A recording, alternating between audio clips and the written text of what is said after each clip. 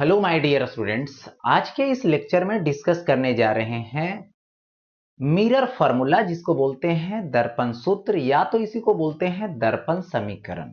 जो क्या होता है 1/f is equal to 1/u plus 1/v होता है। यदि आप चैनल पे पहली बार हैं तो चैनल को सब्सक्राइब कर लें और इस सेशन को लाइक कर दें। चलते हैं दर्पण समीकरण की ओर या तो दर्पण सूत्र की ओर। ये क्या है, 12th क्लास की फिजिक्स है, जो चैप्टर है किरण प्रकाश की, और इसी में बात करने वाले हैं।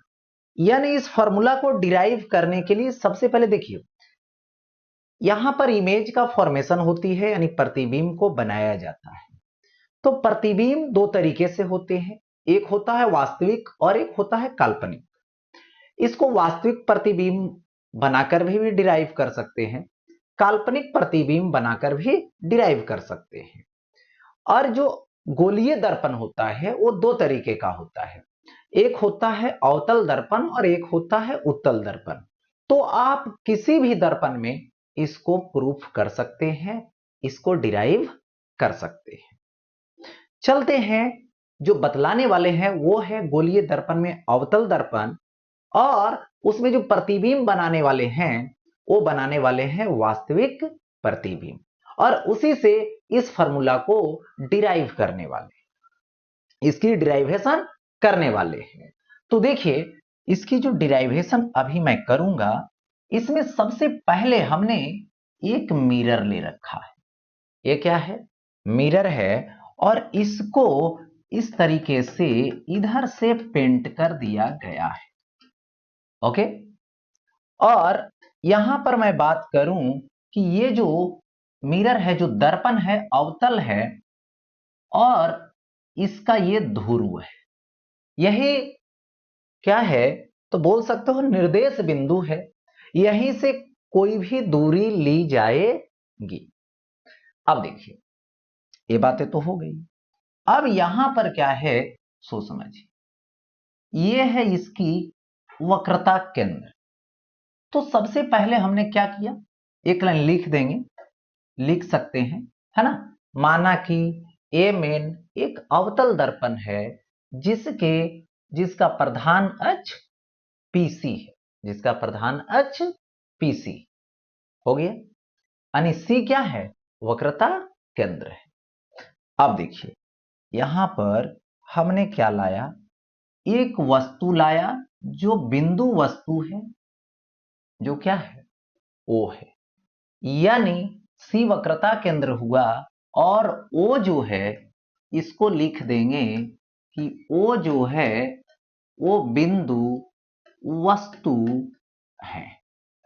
और यहां पर P से O की जो दूरी होगी, इसको क्या बोला जाएगा, इसको बोला जाएगा यहां पे वस्तु, और ये दूरी होगी। ओके, अब यहां से मैं बात करूं, एक किरण जाएगी इस केंद्र से होकर और इसी रास्ते पे लौट आएगी। ओके, इसी रास्ता पे लौट आती है। एक दूसरा किरण जाती है यहां से ऐसे चली गई, और उस बिंदु पर आके आपतित होती है। तो यहां पर देखिए, क्या करूंगा, यहां पर इस बिंदु पर ये अभिलंब डाल, कहां से, तो केंद्र से, यानी वक्रता केंद्र से। और ये जो कोण बनाएगा, इस कोण को बोलेंगे आपतन कोण, और ये होगा आई। ओके, और जितने कोण पर ये जाएगी उतना ही कोण पर से ये क्या होगी, ये लौट जाएगी सीधा। ठीक है, और यहां पर क्या करती है, इसको कट करती है परावर्तन के बाद। तो जहां पर कट कर दी वो प्रतिबिंब हो गया। एक बात तो बारी बारी से पहले इसको समझ लें, ये जो कोण होगा ये होगा परावर्तन कोण। ठीक है, आपतन कोण बराबर परावर्तन कोण होगा। आई क्या होगा? प्रतिबिंब होगा। कैसा? वास्तविक प्रतिबिंब।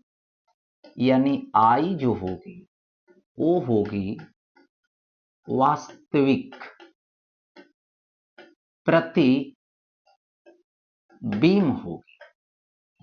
साथ ही साथ P से यानी ध्रुव जो निर्देश बिंदु है इससे जो दूरी होगी इसको बोला जाएगा प्रतिबिंब की दूरी, यानी प्रतिबिंब दूरी बोलेंगे। हो गया ऐसा?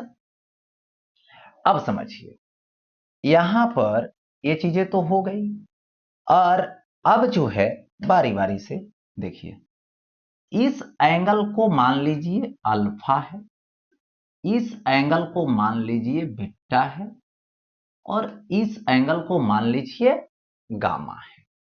ऐसा दे दिया। अब देखिए यहां से क्या करता हूं, सबसे पहले यहां पर बात रही कि आई और आर तो आपस में बराबर है। किससे? परावर्तन के नियम से। एक बात। अब देखिए यहां पे दिख रहा होगा त्रिभुज OCM, ठीक है? त्रिभुज OCM में क्या है? ये बीटा क्या है? बाहरी कोण। बाहरी कोण का मतलब क्या होगा? अंतः अभिमुख कोण का योग। तो यहां पर ऐसे लिख सकता हूं, that means beta is equal to alpha plus I होगा। यानी I is equal to, alpha plus में है तो इधर आ जाएगा माइनस में, तो बीटा माइनस अल्फा हो जाएगा। एक बात। अब आते हैं दूसरा त्रिभुज। देखिए सी है, आई है, एम है, उसी तरीके का है जैसे OCM हुआ तो CIM भी है। तो यहां पर त्रिभुज CIM में, ओके, CIM में क्या है? ये बाहरी कोण गामा है तो बीटा प्लस आर होगा। तो यहां से gamma is equal to beta plus R होगा। हो गया ऐसा? ये बीटा प्लस में तो इधर माइनस में आएगा तो R is equal to gamma minus beta हो जाएगा। हो गया ऐसा? अब देखिए आई और आर आपस में क्या है? बराबर है ना। तो उसी तरीके से आई और आर आपस में बराबर है तो क्या कर सकते हो? Beta minus alpha is equal to gamma minus beta कर देंगे। अब देखिए ये जो गामा है इधर लेकर आ जाएगी।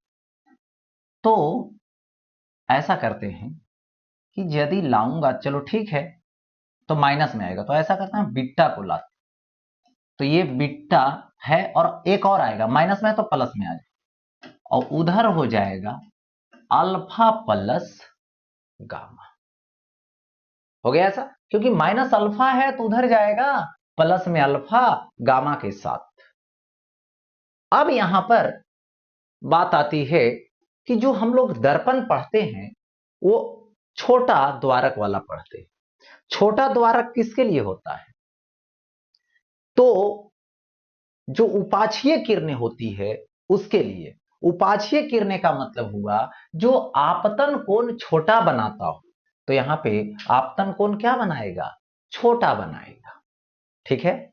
तो आपतन कोण जब छोटा होगा, आई छोटा होगा, दैट मीन्स आर छोटा होगा, तो अल्फा बीटा गामा सब क्या होगा? छोटा छोटा होगा। तो यहां पर बोलेंगे क्या चीज? ठीक है, यदि दर्पण का द्वारक छोटा हो तो क्या हो जाएगा? बीटा अप्रॉक्स 10 बीटा होगा। तो यहां से देखिए बारी बारी से ऐसे लिखता हूं, alpha approx tan alpha, beta approx tan beta, gamma approx tan gamma. तो 2 बीटा यानी 2 tan बीटा होगा is equal to alpha, that means tan alpha, plus gamma that means tan gamma. अब आ जाएगा 2 इंटू tan बीटा, तो tan beta लेंगे तो beta, तो ये राइट एंगल ट्रायंगल होनी चाहिए ना, तो है तो ऐसा नहीं।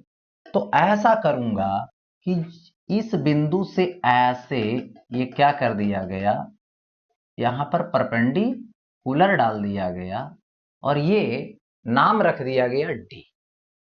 ओके, तो अब देखिए tan बीटा, तो इस ट्रायंगल की बात करें यानी परपेंडिकुलर यानी लंब और बटे आधार, हो गया ऐसा। तो ये क्या हो जाएगा, लंब हो जाएगा इसमें एम डी और बाई आधार हो जाएगा D C is equal to tan alpha, alpha ले लीजिए, अल्फा तो इसमें लेंगे, ठीक है। तो tan alpha perpendicular by base, तो फिर यानी लंब होगा एम डी बटे आधार होगा यहां पे डी ओ, प्लस गामा लेंगे tan गामा, देखिए तो ये वाला, तो लंब होगा एम डी, आधार होगा डी आई, तो यहां से M D by D I. अब देखिए सब में एम डी कॉमन है, अच्छा कोई बात नहीं, तो ये होगा 2 into M D by D C is equal to M D common ले लीजिए 1 by D U plus 1 by D I. तो यहां से दोनों साइड है एम डी, तो ये कट जाएगा, बर्बाद हो गया।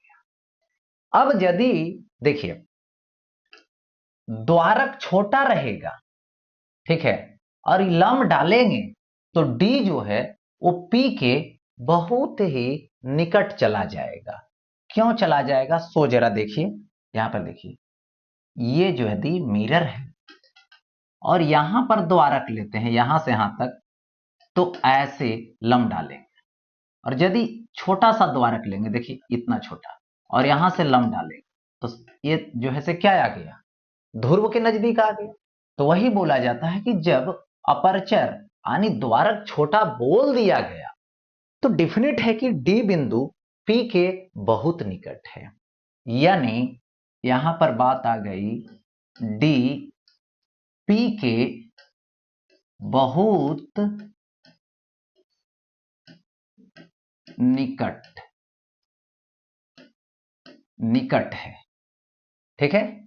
यानी इसको लिख सकते हैं अब 2 बाई डी सी को अब लिखूंगा PC is equal to 1 by D U that means P U plus 1 by D I that means P I, यही होगा। अब देखिए निर्देशांक चिन्ह परिपाटी से चलते हैं, ठीक है, ये हो गया निर्देशांक चिन्ह से या तो चिन्ह परिपाटी से। ये जो पीसी है, पी से सी किधर है, रियल स्पेस में है, तो कैसा होगा रियल स्पेस में, तो याद रखें माइनस में होगा, यानी पीसी इज इक्वल टू वक्रता त्रिज्या, ये है पी ओ वस्तु दूरी, मतलब माइनस यू होगा, पी से ओ वस्तु दूरी, ठीक है। और क्या आएगा पी आई प्रतिबिंब दूरी, ये भी उधर ही है, तो भी से निरूपित किया जाएगा, तो ये आ जाएगा अब 2/-r is equal to 1/-u plus 1/-v। सबसे माइनस माइनस क्या कर लो, कॉमन लो, कट जाएगा, 2/r आएगा is equal to 1/u plus 1/v। मतलब ये क्या बोल सकते हैं, फॉर्मूला आ गया। यदि r के जगह पे r बराबर 2f रख दे तो 2f रखेंगे तो 2 कट जाएगा, इसी को लिख सकते हैं 1/f is equal to 1/u plus 1/v। यही क्या हो गया, दर्पण समीकरण हो गया, या तो इसी को बोलेंगे दर्पण सूत्र। यही तो प्रूफ करना था, यही तो दिखलाना था, तो ये हो गया आपका प्रूफ। कौन सा फॉर्मूला, तो दर्पण फॉर्मूला, या तो दर्पण सूत्र बोलिए, दर्पण समीकरण बोलिए, या तो प्रतिबिंब दूरी, वस्तु दूरी और फोकस दूरी में संबंध बोलिए।